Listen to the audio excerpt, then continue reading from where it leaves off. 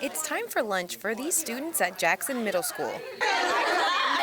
But for this group, lunch every other Friday means it's time to talk safety. We'll talk about things that are going on campus, things that they're worried about. The students are Safe School Ambassadors, part of a nationwide program specially trained to spot bullying and other things happening around campus.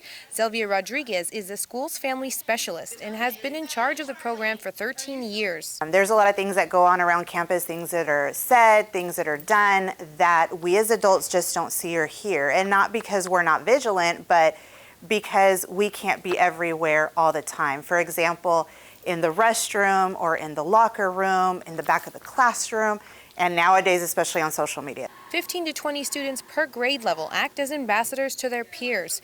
8th grader Leslie has been in the program for 3 years. I think SSA, it's a group that brings people together and makes them feel like safe, makes them feel comfortable with each other. I have seen an increase over the years of the involvement that the Safe School Ambassadors have had with our kids and what they've been able to accomplish within their own peers.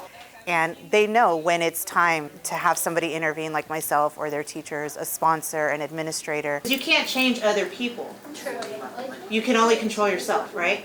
Ms. Rodriguez is accessible and constantly communicating with her students. She says being at Jackson Middle School is right where she's wanted to be from day one. We here pride ourselves on it being very family oriented, and so we're a tight-knit campus, a tight-knit community. And when I applied for Northeast, I specifically asked for Jackson Middle School. Number one, because I think that's where so much growth takes place and where you can really make a difference in how their life is going to go. It's really nice and it's comfortable to be in here. It feels like if we were actually at home, but we're here at school. So let's try it again, and go. Discover the NEISD way, where our educators are approachable and keep safety a top priority.